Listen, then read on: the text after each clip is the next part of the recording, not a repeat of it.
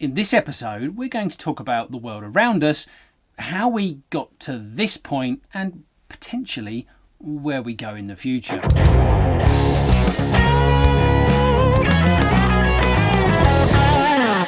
How you doing? Well, the world is a peculiar place. And after almost 1 year, in fact, I think we're about 4 days away from the 1 year anniversary of the UK at least going into a form of lockdown.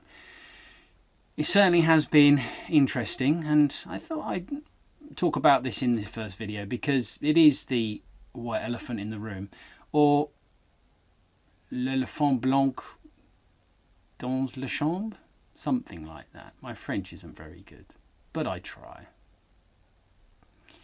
So there was a pandemic. There still is a pandemic. It's going on and on and on, and most of us want our lives back. Me personally, I've not probably done any real form of work for nearly 13 months. The last work we did was in February 2020. So that's one of the reasons why I've turned to making a YouTube channel, mainly because I'm no spring chicken and, well, I think it would be kind of fun, and I just wanted to push myself and learn how to use the technology needed. So, thanks to the UK government and a fantastic bounce back loan, I've decided to buy some camera equipment. Cheers, Boris. So here we are then. Everybody's gone a bit stir crazy, but this video is not going to be about the negative points of living in a global pandemic. This is going to be about some of the positive stuff. Now, for sure, a lot of people have been deeply affected by this, and having your civil liberties and your freedoms taken away for the greater good is certainly odd. A worthy cause, but certainly odd. And it's not something we've really seen in our generation. I guess it is like my grandparents felt during the war, but without being shot at. So, for most of us, we've come to terms with varying levels of mental health, and certainly I'm no more immune to it than the rest of you. I've had my times last year that have been tough, and although financially, at least in this country, we've been looked after to a point, I am in an industry that has been pretty much decimated by the COVID. Unfortunately, it's going to be a little while before I go back to work, but we hope that potentially the summer might allow that to happen. So I'm pretty lucky. I live in rural England, which certainly during lockdown 1 was kind of like being on a government paid holiday. It gave me time to reconnect with my family, spend a lot of weekends at home, which is something I don't normally get to do, but also just to do stuff around the house that was put on the back burner for a while. And in the village that we live in, a lot of people walk their dogs and, just generally said hello to each other. So rural communities in the UK tend to be fairly close-knit, and our community is no different. But I think over the past 12 months, we've all grown to know a bit more about each other, and rightly or wrongly, or whether that's a good thing or a bad thing, it's nice to feel supported in the area that you live. But I am aware that this has not been the case for a lot of people. Certainly if you live in a major city or urban environment, mainly in a flat or a small apartment with no access to outdoor space, especially if you've got kids, because that's a whole nother matter. It must have been really difficult. But hopefully, there's light at the end of the tunnel. One thing that we saw locally was a lot of us volunteered to help out other people that couldn't get out of their houses, and that's been something that's been reciprocated around the country. Me myself, I had a van and I could deliver boxes of vegetables to people for a few weeks. There seemed to be a weird euphoria around that first lockdown last spring, where it was so new and novel that everybody just jumped in and almost went a bit, super community driven. Obviously this faded off as things got eased in the summer, and as we went into the winter of discontent, it was much more difficult. It's pretty difficult when you can't go outside and you can't play football with the kids down the park because it's minus 10 degrees, which it has been in parts of January. But still, we didn't get any snow here, which is really frustrating. I just wanted to go sledging. But generally, across the country, you've seen amazing stories of people helping each other out. I hope in the future, when my kid is grown up and I've got more grey hairs than I currently have, we'll be in a situation where we can look back at this and thought, you know what, the world kind of changed a bit around us. I do think things have changed, and there's a lot of stuff that won't go back to how it was. Certainly people's buying habits have changed. The death of the high street, which is a terrible thing.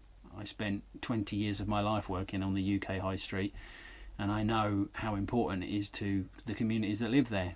But it's just the way the world changes, and it's the way it's happening.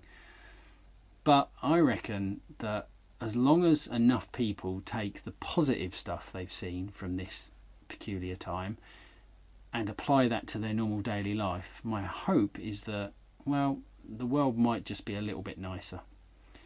Let's have a bit less of this ultra consumerism and material weird greed, this obsession with celebrity culture and reality TV. This is something that does my head in.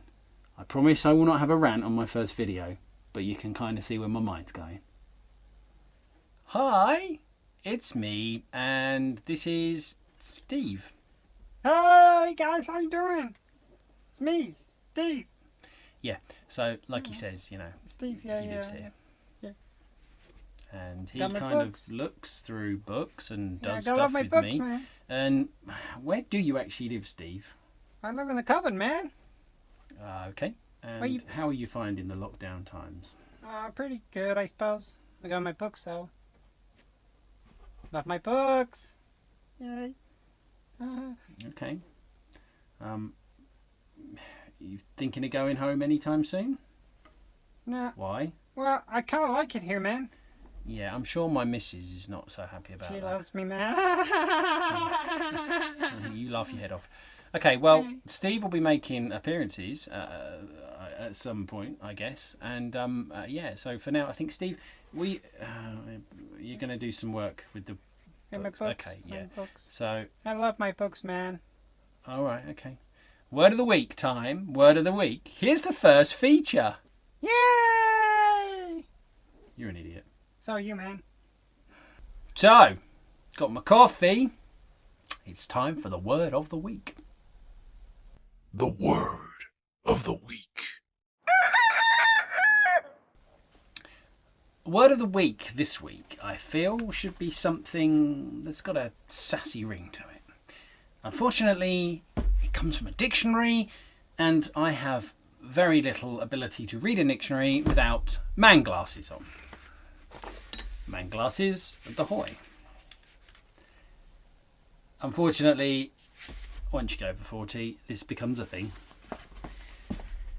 I am rubbish at English. Truly rubbish at English. I was rubbish at school. I'm rubbish in grown-up life. I don't know why. I'm just not very good at it. So, when it comes to words, for someone who barely knows what a pronoun or a noun or a verb or an adverb are these things, I guess these are things. I don't know what any of them are really, and I never have, but I've done okay. But I've decided that I am going to do a feature on this channel called The Word of the Week, and this is today's word. So for this week, we are going to use the word thorax. That's thorax. Thorax. I need more coffee for this.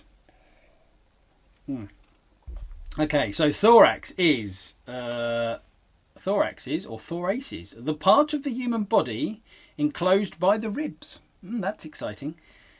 The part of an insect's body between the head and the abdomen. Another strong word. Okay, so the word of this week is thorax. What's beautiful.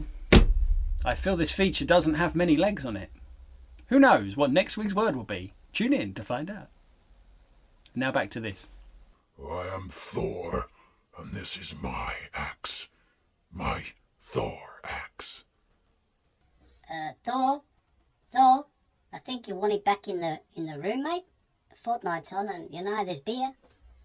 Damn it. I've got an axe to grind with that man. I wish I had another axe. Hey guys, thank you for joining me. If you like what you saw and you want me to make more, please like the video, subscribe to the channel and hit the bell button below. And I'll catch you soon. Laters. Yay, time for coffee!